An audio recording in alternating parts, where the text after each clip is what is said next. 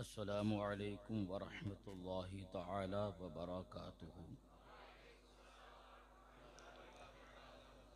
अल्हम्दुलिल्लाहिल्लज़ी फ़ज़्ज़ल सय्यिदिना व मौलाना मुहम्मदन सल्लल्लाहु तआला अलैहि वसल्लम अलल आलमीन जमीआ व अक़ामहू यौमल क़ियामति लिल मुज़लिमीन अल मुतलव्विसीन अल ख़त्ताईन अल हालिकीन शफ़ीआ फ़सल्लल्लाहु तआला वसल्लम व बारक अलैहि व अला कुल्लि मन हुवा महबूबुन व मरज़िय्युन लदैहि सलातन तबक़ा व तदूम बिदवामिल मलिकिल हय्यिल क़य्यूम व अशहदु अन ला इलाहा इल्लल्लाहु वहदहू ला शरीक लहु व अशहदु अन्ना सय्यिदिना व मौलाना मुहम्मदन अब्दुहु व रसूलुहु बिलहुदा व दीनिल हक़्क़ि अरसलहु व सल्लल्लाहु तआला अलैहि व अला आलिहि व सहबिहि अजमईन व बारक व सल्लम अबदा। अम्मा बाद फ़अऊज़ु बिल्लाहि मिनश शैतानिर रजीम। बिस्मिल्लाहिर रहमानिर रहीम। इन्न अक्रमकुम इंदल्लाहि अत्क़ाकुम सदक़ल्लाहुल अलिय्युल अज़ीम व सदक़ रसूलुहुन नबिय्युल अमीनुल मकीनुल करीम व नहनु अला ज़ालिका लमिनश शाहिदीन व शाकिरीन फ़ल्हम्दुलिल्लाहि रब्बिल आलमीन। रफ़ीक़ान गिरामी व अज़ीज़ान मिल्लत इस्लामिया, कुछ अर्ज़ो मारूज़ से पेशतर आक़ाए करीम रऊफ़ुर रहीम, दोनों जहाँ के मालिक व मुख्तार, वो नबी जिनकी बारगाह में बरेली के इमाम यूँ अर्ज़ परदाज है, वो ज़बान जिसको सब कुन की कुंजी कहे, उसकी नाफिज़ हुकूमत पे लाखों सलाम। पतली पतली गुले कुद्स की पत्तियाँ, उन लबों की नज़ाकत पे लाखों सलाम। नूर के चश्मे लहराए दरिया बहे, उंगलियों की करामत पे लाखों सलाम। उसी प्यारे हबीब सैयद आलम रहमत आलम नूर मुजस्सम सल्लल्लाहु ताला अलैहि वसल्लम की प्यारी बारगाह में निहायत ही अक़ीदत व मोहब्बत के साथ दुरूद व सलाम का हदिया पेश करे और पढ़े। अल्लाहुम्मा सल्लि अला सय्यिदिना व मौलाना मुहम्मदिन मअदिनिल जूदि वल करम मंबइल इल्मि वल हिल्मि वल हिकम व अला आलिहि व अस्हाबिहि व बारिक व सल्लिम। हुसूल बरकत के लिए और पढ़ ले सल्लल्लाहु अलन नबिय्यिल उम्मी व आलिहि वसल्लम। सलातम व सलामन अलैका या रसूलल्लाह व सल्लम अलैका या हबीबल्लाह। रफ़ीक़ान गिरामी व अज़ीज़ान मिल्लत इस्लामिया,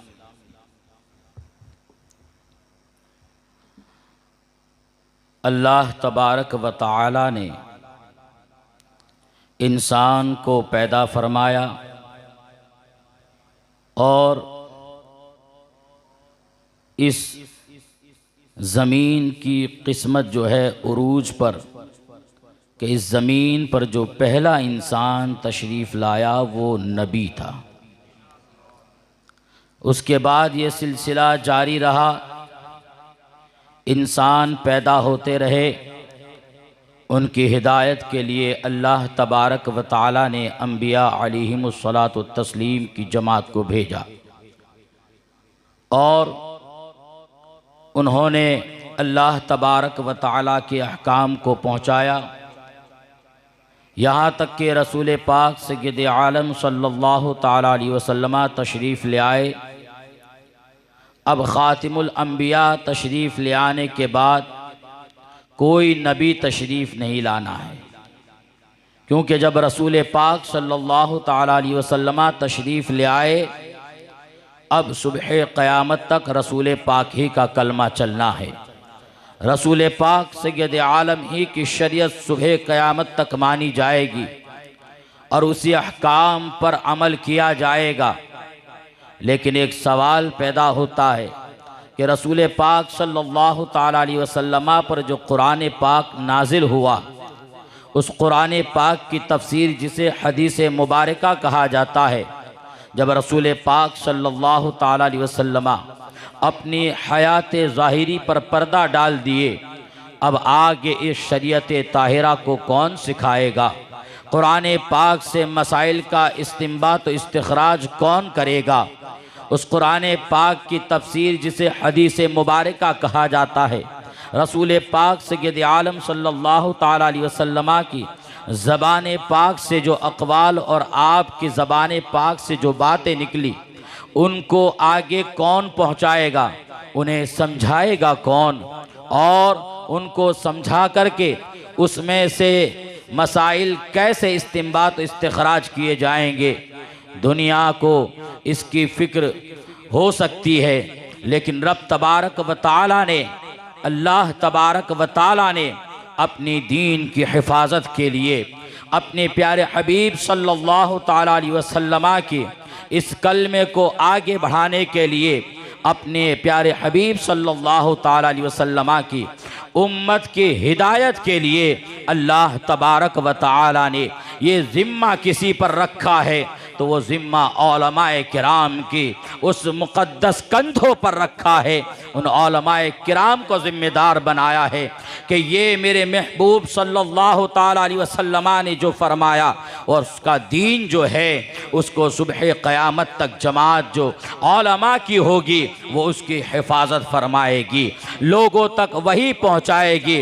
अब आप उठा करके देख सकते हैं, उलमा की फहरिस्त में कम लोग नहीं हैं। आज भी हर गली में आप जाएंगे तो आपको मौलाना लोगों की जमात नज़र आएगी, लेकिन आप याद रखें, क्या ये ज़िम्मा हर एक मौलाना के ज़िम्मे है? क्या हर एक दाढ़ी टोपे वाले के कंधे पर रखा है? क्या हर एक ऐसा शख्स हो जिसे दुनिया मौलाना कहती हो या दुनिया के दफ्तर में उसे मौलाना लिखा जाता हो, क्या उसे ये तौफीक दी जाती है? क्या उसके कंधों पर ये इतनी बड़ी जिम्मेदारी रखी जाती है? नहीं, आप तारीख़ उठा करके देख सकते हैं। आप ऐसे ऐसे इल्म रखने वाले जिसके सामने आज इल्म रखने वाले अपने आप को राय का दाना के बराबर समझे और उनका इल्म पहाड़ के मानंद मालूम होता, आप उठा करके देख सकते हैं। क्या जाहिस को अल्लाह ने इल्म न दिया था? क्या अरस्तु तालीस को अल्लाह ने इल्म न दिया था? क्या अबू अली सैना को अल्लाह ने इल्म न दिया था? क्या बुकरात और सुकरात को अल्लाह ने इल्म न दिया था? उस तमाम लोगों के पास इल्म था, लेकिन क्या इन लोगों के कंधों पर दीन की हिफाजत का जिम्मा रखा गया? नहीं। रसूल पाक सय्यद आलम सल्लल्लाहु अलैहि वसल्लम ने फरमाया, फितने उठते रहेंगे, लेकिन उन फितनों की सरकुबी के लिए रसूल पाक ने फरमाया, ला तज़ालु ताइफतुम मिन उम्मती अलल हक़्क़ि ज़ाहिरीन ला यज़ुर्रुहुम मन ख़ालफ़हुम हत्ता यअतिया अम्रुल्लाह। मेरी उम्मत में हमेशा एक गिरोह ऐसा पैदा होता रहेगा जो हक पर कायम रहेगा और अल्लाह के अहकाम को कायम रखने की कोशिश करेगा। मुखालिफत करने वाले उसकी मुखालिफत करेंगे और उसका कोई नुकसान न होगा, यहाँ तक कि क़यामत आ जाएगी। अब आप अंदाज़ा लगा लीजिए, ज़रूर ऐसी जमात हर दौर में पैदा हुई है जिसने दीन की हिफाजत की है, ज़रूर ऐसी जमात पैदा हुई है जिसने हर एक फितना उठाने वाले या हर एक उठने वाले फितने की उसने सरकोबी की है।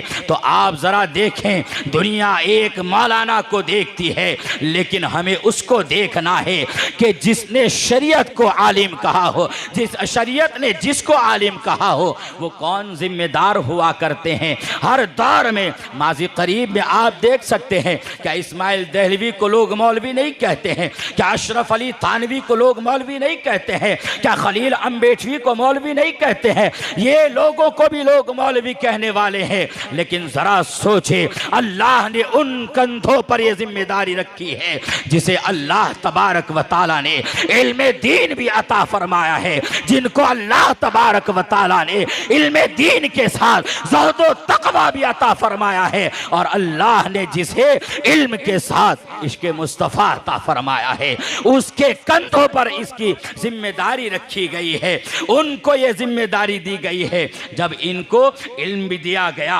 साथ में उनको तक़वा की वो नेमत अता फरमाई गई, इश्क़ मुस्तफ़ा का चिराग उनके दिलों में जलाया गया है। ऐसे लोगों को रब तबारक व तआला ने दीन का खादिम बनाया है। रसूल पाक की सच्ची गुलामी का उन्हें सच्ची गुलामी करने का उन्हें वो अजीम सच्ची गुलामी की अजीम नेमत मिली है। आप जब उस नेमत को एक शख्स के अंदर छुपा और एक शख्स को उसका मुसम्मा बनाया जाए तो दुनिया उसे इमाम आज़म कहा करती है, दुनिया उसे इमाम बुखारी कहा करती है, दुनिया उसे इमाम ज़ुफ़र कहा करती है, दुनिया उसे इमाम अबू यूसुफ कहा करती है, दुनिया उसे इमाम बुखारी कहा करती है, दुनिया उसे इमाम मुस्लिम कहा करती है। इन लोगों को देखे अल्लाह ने इन्हें इल्म भी अता फरमाया है, ज़हानत व फतानत भी अता फरमाई है, और इश्क़ मुस्तफ़ा भी अता फरमाया, ज़ुहद व तक़वा भी अता फरमाया। आज बहुत से लोग हैं जिसे तक़वा मालूम भी नहीं होता है। आप देखें इमाम आज़म अबू हनीफ़ा रज़ियल्लाहु तबारक व तआला इस दीन को मिटाने की हर दौर में कोशिश की गई है। ऐसा नहीं है कि आज ही सिर्फ कोशिश की गई है, बल्कि ये हालात उस सदी से शुरू हो गए थे जब सहाबाए किराम रिदवानुल्लाहि ताला अलैहिम अजमईन के आखिर दौर ही में ये फितने उठना शुरू हो गए थे। लोगों ने हदीसें घड़ना शुरू कर दी थी। हज़रत हारून रशीद की ज़माने में ऐसे हालात पैदा हो गए कि हज़ारों हज़ार हदीसें जो है ऐसे ही मन घड़त की लिखी गई और हदीसों की किताब के नाम पर चस्पा कर दी गई, उसी किताबों के औराक पर आवेज़ा कर दी गई थी। लेकिन आप ज़रा सोचे, अल्लाह ने उन हदीसों को जो जाली थी उसे दूर करने के लिए क्या उलमा न पैदा फरमाए? ऐसे मुहद्दिसीन की जमात। जब उस हदीस घड़ने वाले को हारून रशीद को अंदाज़ा हुआ, लोगों ने ख़बर पहुंचाई कि ऐसा है कि ये हदीसें घड़ के लोगों में फैलाई जा रही है। हारून रशीद ने उसका ताक़ुब करवाया और जब एक ऐसा फ़र्द पकड़ा गया कि जो हदीस झूठी लिखता था और हदीस की किताब के नाम पे किताबें छापता और उसी किताबों में हदीस से अपनी मन घड़त लगाया करता, जब वो पकड़ा गया हारून रशीद के दरबार में उसे लाया गया। हारून रशीद ने कहा इसको ले जाओ और ले जा कर के इसके सर को कलम कर दिया जाए, इसको कत्ल कर दिया जाए। जाते जाते वो शख्स कहने लगा, ए हारून रशीद बादशाह, आप मुझे कत्ल करना चाहते हैं, आप किस जुर्म में कत्ल करते हैं? कहा तू झूठी हदीसें घड़ता था, तू झूठी हदीसें बयान करता था, तू लोगों में इस्लाम के बुनियादों को खोखला करने की नापाक कोशिश किया करता था, इसलिए तुझे आज कत्ल कर दिया जाएगा। वो मुस्कुरा रहा है, मौत को गले लगाने को तैयार है, सामने मौत का फंदा है, लेकिन कह रहा है कि अरे आप आज मुझे तो कत्ल कर दोगे, आज आप मुझे आज आपके दरबार में कहा जाएगा कि मुझे मार दिया गया, लेकिन ज़रा ये तो बताइए मैंने हज़ारों हज़ार हदीसें जो है मन घड़त तैयार की थी, मैंने अपने मन से लिखी थी, वो हदीसों को आप कैसे पकड़ेंगे? वो हदीसें मैंने इस्लाम के चाहने वालों में फैला दी है, उन हदीसों को मैंने चारों तरफ फैला दिया है। लोग उन हदीसों को पढ़ के अपने अकायद की बुनियाद खोखली करेंगे, उन हदीसों को पढ़ के इस्लामियात से दूर होंगे, उन हदीसों को पढ़ के इस्लामी सकाफत के दायरे से बाहर होते रहेंगे। तो उस वक्त हारून रशीद ने तबस्सुम फरमाया, कहा तू किस दुनिया में जी रहा है, तू अपनी कौन सी सोच में जी रहा है? क्या तुझे मालूम नहीं है कि जो तूने हदीसें अपने मन से लिखी है उसको निकालने के लिए आज भी इस दुनिया में इस रुए ज़मीन पर मुहद्दिसीन की जमात में अब्दुल्ला इब्ने मुबारक आज भी मौजूद है, हजरत अबू इसहाक फज़ारी आज भी मौजूद है।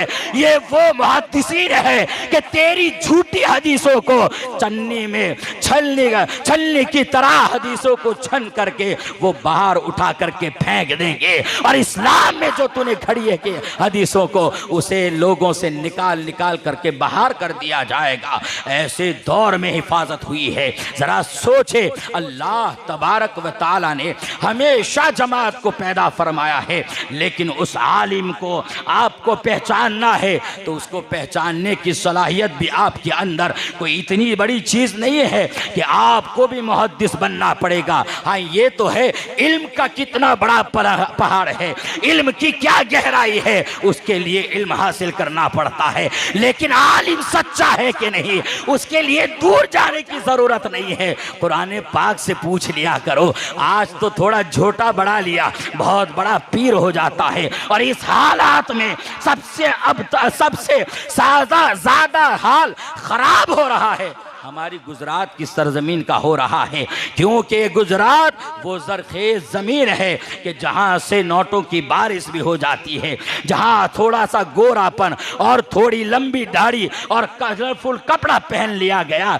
तो वहाँ से नजराने भी बटोरे जा सकते हैं, दुकान मकान चलाने का इंतज़ाम किया जा सकता है, रोजी रोटी का इंतज़ाम किया जा सकता है।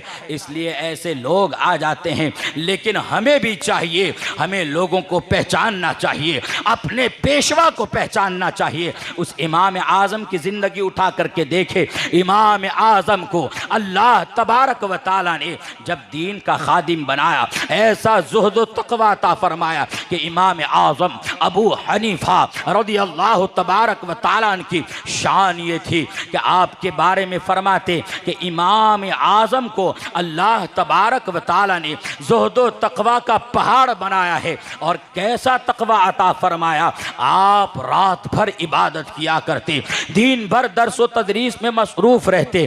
कहने वाले कहते, हमने भी सोचा कि लाओ ज़रा देखे तो सही, नौमान बिन साबित कुफा के इमाम आज़म जो बने हैं, आज देखे कि उनका ज़ुहद व तक़वा क्या है, देखा जाए कि इमाम आज़म की इबादत और रियाजत क्या है। कहते हैं कि मैं कूफा में पहुंचा, कूफा जाने के बाद मैंने सोचा कि लाओ इमाम आज़म की बारगाह में पहुंचूं। इमाम आज़म के यहाँ पहुंचा, फजर का वक्त हुआ चाहता, फजर की नमाज अजान जब हो गई, इमाम आज़म अबू हनीफा को देखा गया कि आपने नमाज पढ़ाई और मसल्ले इमामत पर जब आपने अपनी जिम्मेदारी से जब फरागत हासिल की, आप पीछे चले आए। जब आप सहन में आते, लोग आकर के उनसे इल्म दीन हासिल करते। कोई हदीस का माना पूछ रहा है, कोई आयत मुबारका का माना पूछ रहा है। यही सिलसिला जारी रहता है, 1-2 घंटा नहीं बल्कि ज़ोहर तक यही मामूल था कि इमाम आज़म अबू हनीफा लोगों को दर्स व तदरीस देते रहे, लोगों के मसाइल को हल करते रहे। अब उसके बाद क्या होता है, ज़ोहर का वक्त आता है, थोड़ा सा वक्त ज़ोहर को जब ज़वाल हो गया, आप थोड़ी देर के लिए घर में जाने के बाद वापस आते, फिर अज़ान के बाद उसी मस्जिद में दाखिल होते, मुसल्ले इमामत पर आप तशरीफ़ फरमा होते, इमामत करने के बाद इमाम फिर वापस आते और उसी सहन में बैठ जाते। लोगों का जम्मे गफीर हुआ करता, कोई मसाइल पूछ रहा है, कोई अपने घरेलू हालात के आसानी पूछ रहा है। ये सारे हालात कब तक चलते हैं, असर की अजान तक। असर का वक्त हो जाता, फिर इमाम मुसल्ले इमामत पर होते, नमाज पढ़ाने के बाद आते, यही सिलसिला मगरिब तक चलता। वो कहते हैं रावी कि मैं सोच में पड़ गया, इलाहल आलमीन, इस बंदे को तो खाने का वक्त भी नहीं मिलता है, इस बंदे को अभी तक लेटने का वक्त नहीं मिला, ये बंदे खुदा इबादत कब करता है। मगरिब में आपने इमामत फरमाई, उसके बाद वही सिलसिला जारी हुआ। जब ईशा की अजान हो गई, हजरत इमाम आज़म अबू हनीफा ने वही इमामत की है और इमामत करने के बाद देखा कि लोग सुन्नत व नवाफिल में मशगूल है। इमाम आज़म अबू हनीफा निकले और निकलने के बाद आपने घर का रास्ता और आप अपने घर में गए। जाने जब रावी कहते हैं कि मैंने देखा, इसका मतलब अब जाके आराम करेंगे। मैंने तो दिन भर देखा ही नहीं कि कितनी रकातें या नवाफिल पढ़ते हैं, कितनी तिलावत करते हैं, सुबह से शाम तक तो इल्मे दीन में मशगूल रहे हैं। आप जरा सोचे, आज कुछ लोग कहते हैं पीर तो बन गए हैं, लेकिन उन्हें मालूम नहीं है कि शीन और सीन में क्या तमीज़ होती है, काफ और काफ में क्या तमीज़ होती है। और हमारी भोली भाली आवाम को आज बेवकूफ़ बनाया जा रहा है। ये दौड़ती चली जा रही है। क्या चंद लकीर तावीज़ की खींचना सीख जाते हैं, उलमा की तनकीद की जाती है, उलमा को गुलाम बनाने की बातें की जाती है। लेकिन मैं आपसे पूछना चाहूँगा, कुरान पाक उठा करके देखो, क्या कहीं ये फरमाया है कि ये बाबा तुम्हारी खिदमत करेंगे? कहीं ये बताया है कि आज कल का जो शख्स आता है नुक्कड़ों का पर बैठ करके तुम्हारी इस्लाह करेगा, चाय की चुस्कियां लेकर तुम्हारी इस्लाह करेगा? नहीं, कुरान ऐलान फरमाता है, हल यस्तविल्लज़ीना यअलमून वल्लज़ीना ला यअलमून, क्या जानने वाले और न जानने वाले बराबर हो सकते हैं? मसाइल पैदा होते हैं, लेकिन आपको उलझने की जरूरत नहीं है। नुक्कड़ पर बैठ गए, इमाम आजम जैसी बात होती है, बैठ गए चाय की दो चुस्कियां लिए, इमाम शाफी से कम नहीं समझते हैं। अरे जब मसला नहीं मालूम, कुरान को पूछो। कुरान फरमाता है, फस्अलू अहल ज़िक्र इन कुंतुम ला तअलमून, तुम पूछो उन्हें जो तुम नहीं जानते हो। जानने वालों को पूछ लिया करो, लेकिन आलमा से तो राब्ता ही नहीं होता है। बस जिसको जहां थोड़ी सी मसनद मिल गई है, मसनदे ज़रनी पर बैठने का उसे खुमार चढ़ जाता है, और चंद सिक्कों की खनखनाहट जब उसके जहन पर बसेरा करती है तो सोचता है आज मेरे से बड़ा कोई इमाम नहीं है, आज मेरे से बड़ा कोई आलिम नहीं है। बल्कि हमने देखा मुहद्दिसे कबीर की उम्र ताजुश शरिया से तकरीबन 8 या 9 साल ज़्यादा है, लेकिन जब मसाइल की ज़रूरत पेश आती, ये नया मसला मालूम हो रहा है, ताजुश शरिया से पूछा जाता था। ताजुश शरिया वो आलम, वो कोहे हिमालय है जिसको मुहद्दिस कबीर ने फरमाया हमने आला हजरत को नहीं देखा है। हजरत सिब्तैन मियाँ अलैहि रहमा के चहल्लुम पर हुजूर मुहद्दिस कबीर ने फरमाया हमारी आंखों ने आला हजरत को नहीं देखा है, तुम लोगों ने आला हजरत को नहीं देखा है, क्या तुम आला हजरत को देखना चाहते हो? सारे लोग एक ज़बान में कहने लगे जी हुजूर। बोले इस दौर के आला हजरत को देखना है तो ताजुश शरिया को देख लो, ताजुश शरिया को देखो। वो ताजुश शरिया, क्या आपने कभी ऐसा सोचा कि बस वही ताजुश शरिया? जब आपको कोई ऐसी बात पेश आती, अपने मोतमदे खास, जब कोई रिसाला तैयार होता, वो हदीसे कुल्लतैन वाला रिसाला हो, हजरत इस्माइल की फ़क़ाहत का रिसाला हो, चलती ट्रेन का रिसाला हो, ताजुश शरिया फरमाते जब तक मेरे रिसाले पर मुहद्दिसे कबीर नजरे सानी न फरमा ले उसे छापा न जाए। पूछना ये चाहता हूँ, आज नुक्कड़ों पर बैठकर हम समझते हैं कि हमसे बड़ा कोई इमाम नहीं दोस्तों, दिन की हिफाजत ऐसे नहीं होती है। दिन की हिफाजत उलमाए किराम करते हैं, हर कोई आलिम नहीं। इमाम आजम जब ईशा की नमाज पढ़ करके घर चले गए, लोगों का सन्नाटा हो गया, अपने अपने घर की तरफ लोग चल बसे। कहते हैं रावी, मैं एक तरफ कोने में बैठ गया, इमाम आजम तशरीफ लाने के बाद मैं क्या देखता हूँ, इतना कीमती लिबास पहन कर आए जो मैंने दिन भर उनमें न देखा। अब जो इतना कीमती लिबास, पूछने वाले ने कभी पूछा इमाम बताइए तो सही आपका ये लिबास कितना कीमती होगा, और आपको और हालात में नहीं देखते, जब आप इशा में आते हैं तो आप इतना कीमती लिबास पहन कर आते। इमाम ने फरमाया कि लोग अपने अपने अमीरों के यहाँ, अपने अपने हाकिम के दरबार में, अपने बादशाह के यहाँ लिबास कीमती पहन कर जाते हैं। मैं जानता हूँ वो एक दुनियावी हाकिम के सामने जानते हैं और मैं अहकमुल हाकिमीन के सामने जा रहा हूँ। उस वक्त इमाम का जो लिबास था वो 1-2 दिरहम का नहीं, तकरीबन 1500 दिरहम का वो लिबास था कि मैं अपने रब की बारगाह में जाऊँ तो कमतर कपड़ा पहन के नहीं, बल्कि उम्दा से उम्दा लिबास पहन कर के जाऊँ। वो इमाम आजम अबू हनीफा है। जब रात आप आए, रावी कहते मैं कोने में देखता देखता रहा। इमाम ने जाकर के कौल रका, अल्लाह अकबर कहा। तकबीर तहरीमा के बाद आपने अपने हाथों को नाफ के नीचे बांधा और उसके बाद आपने सूरे फातिहा के बाद सूरे बकरा पढ़ना शुरू किया। कहते हैं मैं सोचते रहा अभी एक दो सफ़ा के बाद आप रुकू करेंगे, बल्कि सूरे बकरा पूरी पढ़ने के बाद आपने आले इमरान की तिलावत शुरू कर दी नमाज में। आप सूरे अब आले इमरान पढ़ने के बाद सूरे निसा पढ़ने लगे। यहाँ तक कि मैं सोचता रहा अभी रुकू करेंगे तभी रुकू करेंगे, अभी रुकू करेंगे तभी रुकू करेंगे। कसम खुदा की रात भर में देखता रहा इमाम आजम उधर सुबह की फजर तुलू हो रही है, इमाम आजम वन्नास की सीन तक पहुंच गए और रुकू कर रहे हैं। ये ऐसा ज़ुहद तकवा हुआ करता है। कलरफुल कपड़ा पहनना उसको तकवा नहीं कहा जाता है। अरे अखरोट को अपनी आस्तीन से निकाल देना ये तकवा नहीं हुआ करता है। वली को पहचानने का मिजाज हमारे यहाँ हो गया है कि पागलों जैसी बात करे, ये तो मस्जूब है, इनको पर तो नमाज भी नहीं है। अरे मियाँ, अगर तुम्हें अपने दीन की हिफाजत चाहिए, अपने अकाईद की हिफाजत चाहते हो, अपने आमाल की हिफाजत चाहते हो, तो हक बोलने वाले औलमा के करीब आ जाओ।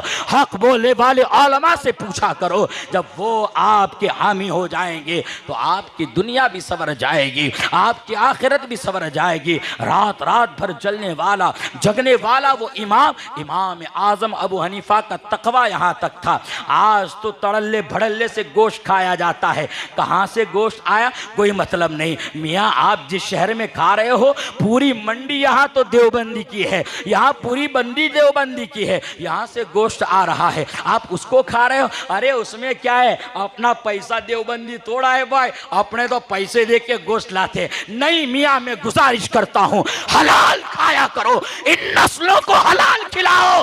अगर ये नस्लें हलाल खाएगी, 1000 देवबंदी होंगे, ये बेटा बोलेगा उन्हें जाना उन्हें माना, ना रखा ऐसे काम। लिल्लाहिल हम्द में दुनिया से मुसलमान गया, चाहे वो दुनियावी हुकूमत तख्ते बदलती रहे, चाहे मौत का खौफ दिलाया जाए, चाहे आर्थिक तरीके से आपको मारने का तो खौफ दिलाया जाए, चाहे हिंदुस्तान से निकालने का खौफ दिलाया जाए, चाहे तुम्हारी नस्लों को ख़त्म करने की बात की जाए, तुम्हारा बेटा यही कहेगा कि या रसूल अल्लाह, दहन में ज़बां तुम्हारे लिए, बदन में है जा तुम्हारे लिए, हम आए यहाँ तुम्हारे लिए, उठे भी वहाँ तुम्हारे लिए। आज हमारी नस्लें खोखली क्यों हो रही है? पूछना चाहता हूँ। 313 है, पूरी दुनिया पर गालिब है। अरे बहुत ज़्यादा हमको हिस्ट्री पढ़ने की, हर साल मुहर्रम का महीना आता है, 72 नुफूस कुदसिया है, लेकिन क्या ज़र्रा बराबर खौफ ने उनके कदमों का बोसा लेने की भी कोशिश की? नहीं। ये वो लोग थे जिन्होंने हमेशा अगर किसी का खौफ अपने दिल में किया है तो रब तबारक व तआला का खौफ है। आज तड़ल्ले भड़ल्ले से ऐसी चीज़ें खाई भी जा रही है, लेकिन ये गोश्त का मसला कितना सख्त हुआ करता है। बहरहाल हजरत इमाम आज़म अबू हनीफा के ज़माने में एक बकरी जो गायब हो गई, उसको गसब कर लिया गया। अब वो गसब हुई होगी, कब उसको किसी ने मंडी में दिया हो या कोई और गांव में लेकर के चला गया हो, कब उसको कहीं उसने ज़बह करके खा लिया हो या किसी और जगह बेचा हो, कि ज़रूरी था कि जाकर के उसने मंडी में बेचा हो, ज़रूरी था कि वो मंडी में बेच करके उसी का गोश्त आया हो।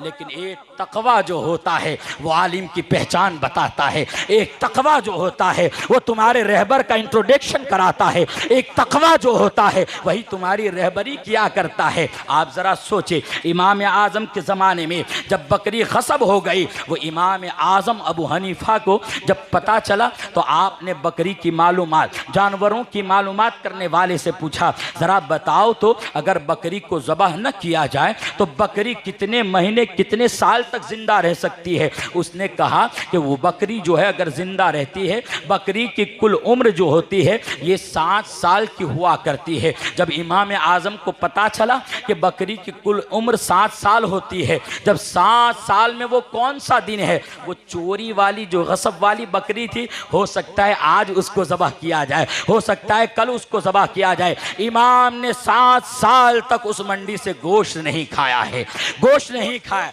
ये तकवा है मियाँ, जहाँ बैठे वहीं उड़ाए चले जाना। जो मुरीद हो, अरे अगर अपने मुरीद की दावत कबूल नहीं करेंगे तो अपने मुरीद को बुरा लग जाएगा, ऐसा नहीं है मियाँ। गोश्त ऐसी चीज़ है कि इसके अंदर जो उसकी असल है उसकी हुर्मत हुआ करती है। बहरहाल आप ज़रा सोचे, इमाम ने देखा कि एक फौजी जो है दरिया के किनारे से आपका गुजर हो रहा है, उस फौजी ने कुछ गोश्त खाया और बचा कुचा गोश्त था उसने उसी दरिया में, नहर में डाल दिया। अब देखा कि उस फौजी ने बचे गोश्त को उसमें डाल दिया। अब उसी 7 साल के दरमियान का ये वाक़या है। आपने किसी जानने वाले से पूछा, उन मछुआरों से मालूम किया कि ज़रा बताओ तो सही, ये मछलियाँ पानी में अगर छोड़ दी जाए तो इनकी ज़िंदगी कितने साल तक हुआ करती है? तो उन्होंने कहा इतने साल तकरीबन हुआ करती है। इमाम आज़म अबू हनीफा ने सिर्फ इसी खौफ से कि वो गसब की बकरी मंडी में गई हो, मंडी में उसको ज़बह किया गया हो, उसी का गोश्त इसी फौजी के पास आया हो, वही फौजी ने जो फेंका वो गोश्त मछलियों में गया हो, वही मछलियाँ गोश्त की नचोनुमा पाकर कहीं ऐसा ना हो नौमान बिन साबित का लुकमा बन जाए। इसलिए इमाम आज़म अबू हनीफा ने उतने साल मछली की गिज़ा को अपनी गिज़ा नहीं बनाया है।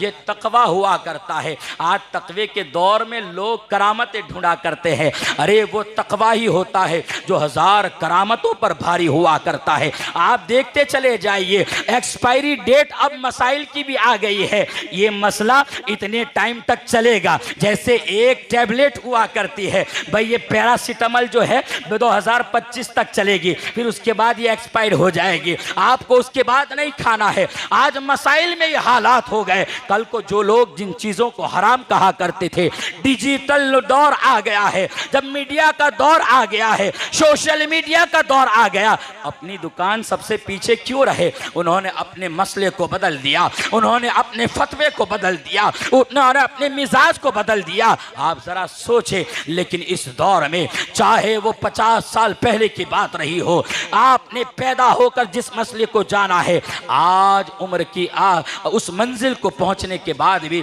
उसी पर कायम रहे, उसी मसले को बताया है, उसे तकवा कहा जाता है। मेरे दोस्तों, ये इमाम आज़म जैसे हर दौर में आप आगे बढ़ते चले जाइए, उन्होंने दीन की हिफाजत की है। इसलिए कि हमारे मानने से कोई आलिम नहीं बनता, बल्कि रसूल पाक ने फरमा दिया ला तज़ालु ताइफ़तुम मिन उम्मती। तो अब हर दौर में दीन की हिफाजत के लिए अल्लाह तबारक व तआला अपने प्यारे महबूब की उस बात को कबूल, और क्यों ना हो, क्योंकि रसूल पाक अपनी तरफ से कुछ नहीं फरमाते, बल्कि कुरान ऐलान फरमाता है वन नज्मि इज़ा हवा मा वल्ला साहिबुकुम वमा हवा वमा यंतिकु अनिल हवा इन हुवा इल्ला वह्यु युहा। रसूल पाक हवाए नफ्स से कुछ नहीं कहते हैं, वही फरमाते हैं जो उन पर वही किया जाता है, जो चीज़ उन पर वही होती है वही रसूल पाक फरमाते हैं। जो जब रसूल पाक ने फरमाया, हर दौर में उलमा पैदा होते रहे।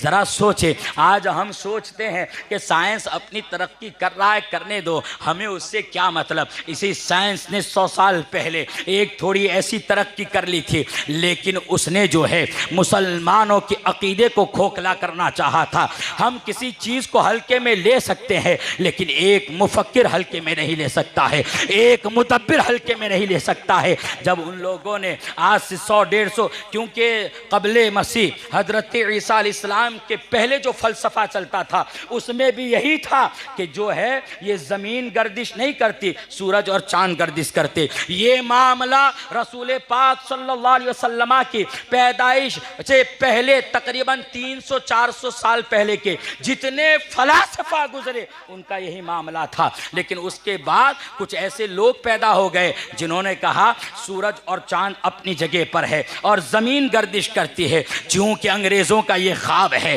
कि पूरी दुनिया में जैसे 1400 साल पहले रोमन अम्पायर अगर किसी को कहा जाता था वो ईरान और रूस को कहा जाता था, आज अमेरिका ने वो ख्वाब देखा, उन अंग्रेज़ों ने ख्वाब देखा कि पूरी दुनिया पर हुकूमत कैसे की जाए। उन्हें मालूम है कि अगर मुट्ठी भर मुसलमान पूरी दुनिया में कहीं पर भी होंगे तो हमारी हुकूमत का ये ख्वाब पूरा नहीं हो सकता है।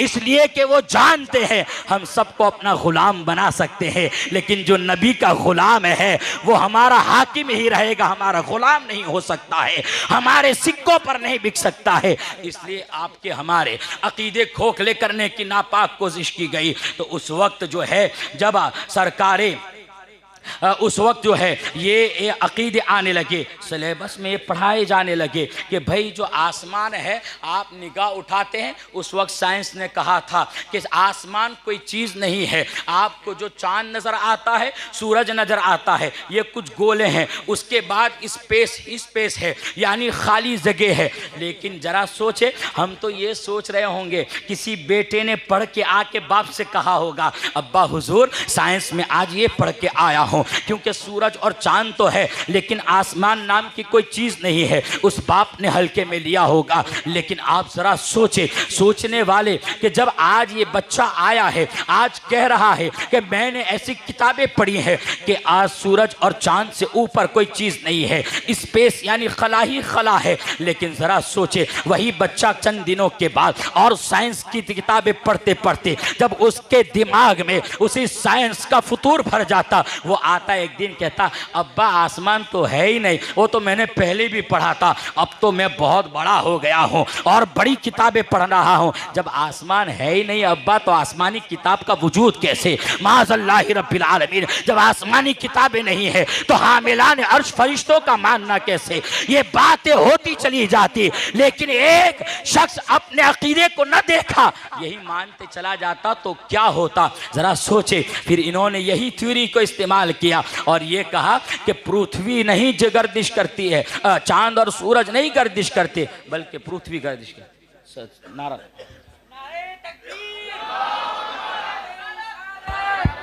नारे तकबीर, नारे रिसालत, हुजूर काजी गुजरात हजरत अल्लामा सैयद सलीम बाबू साहब किबला, मसलके आला हजरत आमदे हुजूर मुहद्दिस कबीर। सुभान अल्लाह, माशाअल्लाह। आप हजरात अपनी अपनी जगहों पर बैठ जाएं बराए करम, और थोड़ा थोड़ा आप लोग आगे आ जाएं।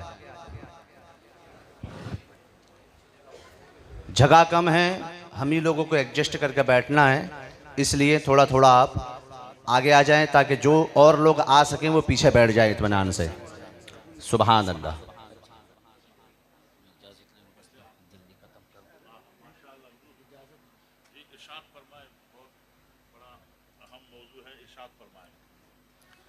अल्लाहु रब्बु मुहम्मदिन सल्लल्लाहु अलैहि वसल्लम नहनु इबादु मुहम्मदिन सल्लल्लाहु अलैहि वसल्लम। रफ़ीक़ान गिरामी, जब ये हालात पैदा हो गए और उन्होंने इन किताबों में ऐसे ऐसे अक़ीदे बसाए, ऐसे ऐसे अक़ीदे रकम किए, तब ज़रा देखे ये अक़ीदा आया कि ज़मीन गर्दिश कर रही है। हम लोग तो सोच रहे होंगे ये तो साइंसदानों का दिमाग है, उन लोगों की बात कहाँ से कहाँ हुआ करती है। लेकिन एक मर्द कलंदर जब उठा, उसने इतना नहीं देखा कि आज ये अक़ीदा से है सिर्फ किताबों में रह जाएगा, यह अक़ीदा निकल मुसलमानों की ज़बानों पर आ सकता है, यह अक़ीदा निकल करके कुरान के मुखालिफ जो अक़ीदे हैं वो मुसलमानों के दिलों में बैठ जाएंगे। इसलिए उस मर्द कलंदर ने अपने कलम को उठाया और उस आते कलम से आपने जो है 105 दलीलें दे दी। उसमें 15 दलीलें साबिका कुतुब से थी, यानी पहली किताबों से 15 दलीलें थी, और 90 दलीलें खुदादाद सलाहियत से आपने दी थी। जरा सोचे, आज तक साइंस जो है उन 15 दलील का काट तो ला नहीं सकती है, लेकिन साइंस ने आज तक किसी बच्चे को वो जन्म नहीं दिया है जो बच्चा उस 90 दलील में से किसी एक का काट पैदा कर सके। वो 90 दलील जिस कलम से निकले थे, उस कलमकार को दुनिया इमाम अहमद रजा कहा करती है, उसे आला हजरत कहा जाता है। उसी आला हजरत के दरबार का एक तबर्रुक हमारे यहाँ तशरीफ ला रहा है कि आपने 22 फरवरी 2025 को सुना था, आज आंखें ठंडी करने का मौका आ गया है। एक तकरीबन 1 लाख हदीस है जिसे सनद के साथ याद है, आज उस मर्द कलंदर को देखने का मौका आ गया है। लोग जरा सोचे, ये बहुत आसान होता है, यहाँ ठोक बजाना आसान यूं हो जाता है। मैंने फतावा रज़विया शरीफ में पढ़ा है, मैंने बुखारी में पढ़ा है, मैंने नसाई में पढ़ा है, मैंने अबू दाऊद में पढ़ा है। ये आसान होता है, हो सकता है वही सफ़ा पढ़ा हो, और ये भी है कि पूरी किताब पढ़ डाली है, लेकिन ये फिर भी आसान है कि ये अबू दाऊद में है। लेकिन ज़रा सोचे, ये कह देना ये हदीस बुखारी में भी नहीं है, ये हदीस अबू दाऊद में भी नहीं है, ये हदीस मुस्लिम में भी नहीं है, कैसे कह सकता है? अगर एक अरबी में लिखा टुकड़ा लेकर के आप चले आओ, अगर किसी अवाम में से किसी को कहोगे, ये कहेगे, आप पूछे कि ये क्या है, ये कुरान है कि आयत है या कोई और किताब की बात है, ये क्या है, तो आप सोचेंगे कि नहीं यार मुझे समझ में नहीं आ रहा, अरे हाफिज़ साहब से पूछ लो ना। तो वो दौड़े हाफिज़ साहब के पास आएगा, हाफिज़ साहब ये कुरान क्या है, वो फौरन कहेगा नहीं ये कुरान की आयत नहीं है, ये कोई और अरबी है। क्यों? उसे पूरा कुरान याद है, उसे मालूम है कि यहां नहीं है। पूरी किताब भी पढ़ना, उसे ज़हन में भी रखना, फिर चैलेंज करना, ये हदीस इस किताब में नहीं है, इस किताब में नहीं है। मैंने बहुत बार देखा, कई किताब का नाम लेकर मुहद्दिस कबीर ने कहा कि ये हदीस यहां भी नहीं है, यहां भी नहीं है। अब उन किताबों की हदीसों का टोटल लगाया जाए तो 1 लाख 2 लाख 5 लाख से ज्यादा हो रही है। तो पता चलता है ये हमारे जहन की सोच है कि 60-70 हजार हदीसें याद है, बल्कि वो अल्लाह ने उन्हें कितनी याद कराई वही जानते हैं। ये बहुत बड़ा दावा हुआ करता है उनका तकवा। आज हमारे यहाँ करामतों के पीछे लोग भागते हैं। अरे करामत बयान करने बैठे तो मेरे ख्याल से 2, 4, 5, 10 रातें जो हैं कम पड़ जाएगी, लेकिन तकवा देखे आपने। क्यों कि इमाम आज़म अबू हनीफा का तकवा सुना है, आप हजरत मुहद्दिस कबीर का तकवा देखे। आज पीरों का हाल क्या हो गया है कि भाई अगर किसी का चप्पल देखे, किसी के घर गए, उनकी नज़र किसी अच्छी चीज़ पर पड़ी, बल्कि जो दिया वो ले लिया। मुहद्दिस कबीर है बरेली की सरजमीन पर, मैं आपकी खिदमत में हाजिर। जब वहाँ से हम लोग चले, तकरीबन 2:10 पर हम आस्ताने आला हजरत के करीब पहुँच गए। सरकार मुहद्दिस कबीर ने फरमाया, हजरत शोएब मियाँ अली रहमान ने उस वक्त जो है चंद तलबा को लगा दिया था कि मुहद्दिस कबीर आ रहे हैं, तुम लोगों को ख्याल करना है। वो किसी को सामान उठाने को नहीं कहेंगे, वो किसी से कुछ ना पूछेंगे। अगर उन्हें बताया न गया कि यहाँ आपका इंतज़ाम है तो वो कहीं बाहर न सो जाए, तुम लोग यहीं पर रहना। हम गाड़ी जब पहुँची वो दोनों फर्द आ गए, उन्होंने सामान उठाया, मैं भी उठाने लगा। हुजूर ने फरमाया कि चलो पहले हाज़िरी दे दी जाए। सरकार आला हजरत की बारगाह में हमने हाज़िरी दी। अल्हम्दुलिल्लाह मैं पीछे खड़ा था, न मांगने का तरीक़ा न भीख मांगने का तरीक़ा। हम तो यही अर्ज़ करते, हुजूर आपकी बारगाह में पीरो मुर्शिद हाजिर है, आप उनका सदका हमें अता फरमा दीजिए। मुहद्दिस कबीर ने फरमाया वहाँ नहीं, यहाँ खड़े रहो, मैं हाजिर खिदमत। आप वहाँ फातिहा पढ़ने के बाद जब गेस्ट हाउस में गए अजहरी मेहमान खाने में, तो सिद्दीक भाई जो वहाँ के इंचार्ज है वो लिखा करते हैं सब, उन्होंने मुझसे कहा मुबारक भाई ऐसा है कि 5 नंबर का कमरा जो है वो साफ़ सफाई कर दिया गया है और उसमें खाना वगैरह रखा है, वो सब आप लोग खा पी ले, मुझे आना पड़ेगा। मैंने कहा नहीं आपकी कोई ज़रूरत नहीं है। जब हम ऊपर पहुंचे तकरीबन 2:45 बज गए हैं और ये सफ़र मुसलसल चल रहा था। कानपुर से हम लोग हजरत तो ईशा पढ़ने के लिए बेलग्राम शरीफ हम हाजिर हुए, तो वहाँ आस्ताने पर हाजिर और ईशा वहाँ हो गई थी। मुसलसल बैठे, वो मर्द कलंदर जब वहाँ पहुँचे, मैं पहुँचा और साथ साथ में जो है दस्तरखान जब लगाने लगा, हजरत ने फरमाया क्या कर रहे हो? मैंने कहा हुजूर वो खाना रखा हुआ है तो खाना खा के हुजूर आराम फरमाते। नहीं पता नहीं किसका रखा हुआ है। मैंने कहा हुजूर ये डब्बा, मैंने कहा मैं पहचानता हूँ ताजुश्रिया के घर का है, आप ही के लिए खाना। नहीं, यहाँ बहुत लोग मेहमान आते हैं, ये आला हजरत की बारगाह, पता नहीं किस मेहमान के लिए रखा हो, किस मेहमान के लिए रखा हो, नहीं छुआ। आप जरा सोचे ये तकवा हुआ करता है। हजरत मुहद्दिस कबीर ने जब नहीं छुआ, लेट गए। मैं फ़ौरन दौड़ के नीचे आया, मैं कहा सिद्दीक भाई वो ऊपर 5 नंबर में जो डब्बा रखा है, बोले कि हाँ शोएब मियाँ ने मुझे दिया, मैंने रखा। कहा जरा चलिए आप और वहाँ जाके कहिए कि मैंने रखा है, क्योंकि मैं भी उनके साथ था, मैं भी ज़्यादा बोल नहीं सकता, मैंने कहाँ देखा है। सिद्दीक भाई ऊपर जाके कहा हुजूर वो मैंने रखा है, शोएब मियाँ ने मुझे दिया था, आप ताखिर से आने वाले थे इसलिए। तब हुजूर मुहद्दिस कबीर बैठे और तबस्सुम फरमाया, अब पक्का हो गया, निकालो हमारा है। सोचें अब पक्का हो गया, निकालो ये हमारा। आप जरा सोचे, ये तकवा हुआ करता है। बल्कि अब तो क्या है, हुजूर मुहद्दिसे कबीर कभी बिना इजाजत के अपने मुरीद की भी चप्पल नहीं पहनते हैं।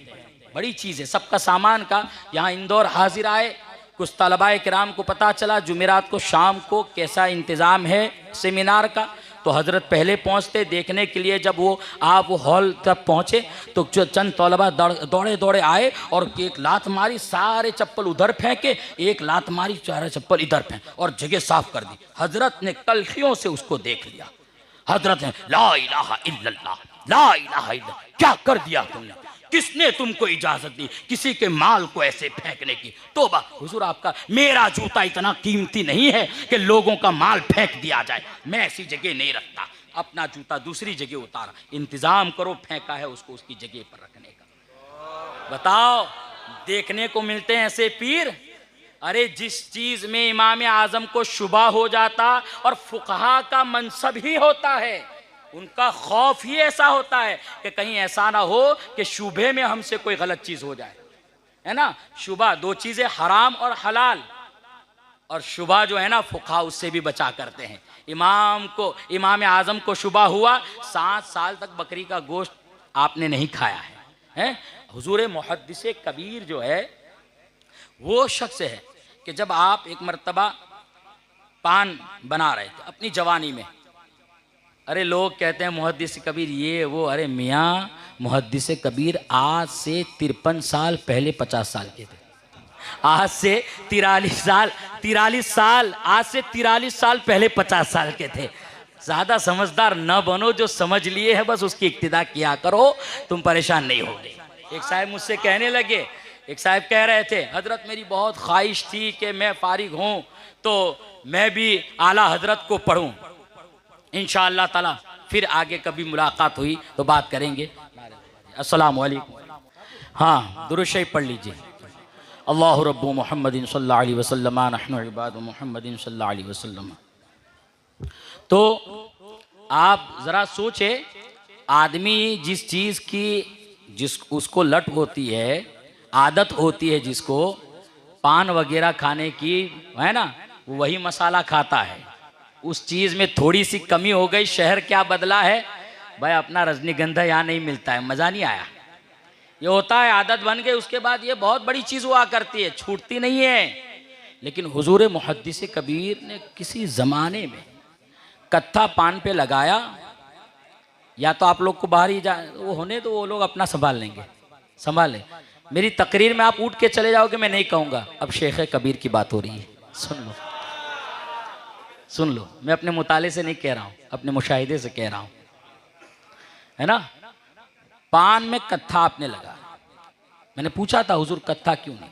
फरमाया किसी ज़माने में ऐसे हुआ, कत्था लगा रहे थे, किसी ने करीब बैठे हुए ने कहा हुजूर अब तो ये कत्थे में मिलावट होने लगी है। हजरत ने उस वक्त कुछ कहा नहीं, अब पान को मोड़ा, रख लिया, दूसरा पान लिया, चूना लगाया, उसी पे तंबाकू वगैरह अपना खा लिए। फिर कत्थे की मालूमात और जहाँ कत्था बनाया जाता है फुर्सत निकाल के उन लोगों से पूछा कि भाई क्या बात है, ये कत्थे में आजकल मिलावट होने लगी है। हुजूर किसने कह दिया, ऐसा तो नहीं है। हाँ, कभी कभी कहीं कहीं कुछ कुछ कत्थे में मिलावट हो सकती है।